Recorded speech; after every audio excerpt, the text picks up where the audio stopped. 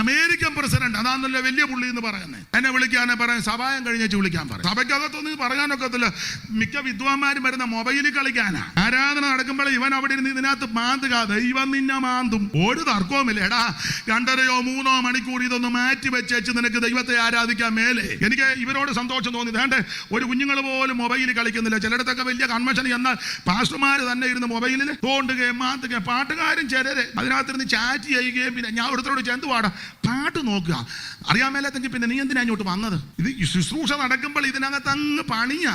American president അതാണല്ലോ വലിയ പുള്ളി എന്ന് പറയുന്നത്. എന്നെ വിളിക്കാനെ പറയാൻ സഭായം കഴിഞ്ഞേച്ച് വിളിക്കാൻ പറയും. ആരാന്തനും കൊള്ളാം. സഭായകം കഴിഞ്ഞേച്ച് അതിനാ സഭായോഗത്തിന് അപ്രാധാന്യം. ഇപ്പൊ സഭാകളിലെല്ലാം എഴുതി വെക്കാം സ്വിച്ച് ഓഫ്. എന്തിനാടാ? ഇതൊന്നും എഴുതി വെക്കേണ്ട കാര്യമൊന്നുമല്ല.